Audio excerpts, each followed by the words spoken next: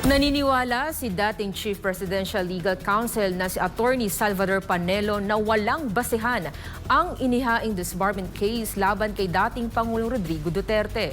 Si Prince Tripoli sa report. Muling ipinagtanggol ni dating Chief Presidential Legal Counsel Attorney Salvador Panelo si dating Pangulong Rodrigo Duterte laban sa disbarment case na isinampa laban dito. Ani Panelo, walang basihan ang mga ipinuntong dahilan ng mga nagsampa ng kaso. Kasi tinanong ko, ano bang base ng disbarment case laban sa dating Pangulo? Ang sabi nila, pinakita nila sa akin mga statement, number 1 daw, mamamatay tao. Murderer daw.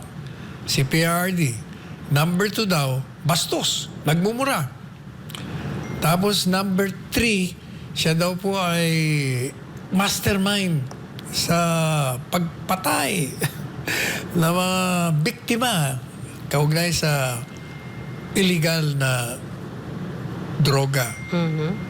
And siya daw ay isang kriminal.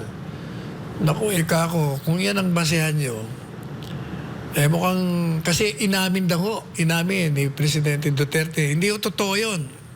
Binigyang diin din ni Panelo na walang korte ang naghahatol kay Duterte bilang kriminal. Dagdag pa nito na ang mga pahayag ni Duterte tungkol sa Tay ay mga hyperbole lamang at hindi tatayo bilang ebidensya sa korte. Pinasaringan din ni Panelo ang aligasyon na bastos si Duterte dahil sa pagmumura nito. Tinatawag ninyo na bastos. Dahil daw nagmumura. Kayo naman, alam nyo, yung mura, kung mapapansin nyo, ang mura niya, more of an expression of outrage sa mga kalakaran na nakikita niya.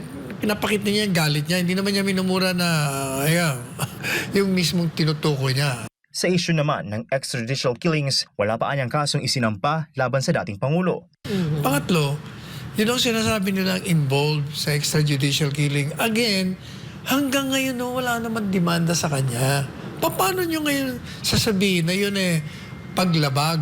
Wala nga ho Pinaalala rin ni Panelo na may sinusunod na Code of Professional Ethics ang mga miyembro ng Integrated Bar of the Philippines. Hindi rin anya lumabag si Duterte sa anumang batas o etikal na pamantayan bilang miyembro ng bar. Naniniwala naman ang dating palace official na ang disbarment case laban kay dating Pangulong Duterte ay walang legal na batayan at isa lamang itong propaganda. Ang paghahain ng disbarment complaint ay naganap matapos ipinahayag ni Vice President Sara Duterte na magsisilbing abogado niya ang kanyang ama sa mga impeachment complaints na isinampa laban sa kanya. Noong January 17, 2025, naghain ng disbarment complaint laban kay dating Pangulong Rodrigo Duterte ang ilang human rights advocates at mga pamilya ng mga biktima ng extrajudicial killings sa Korte Suprema.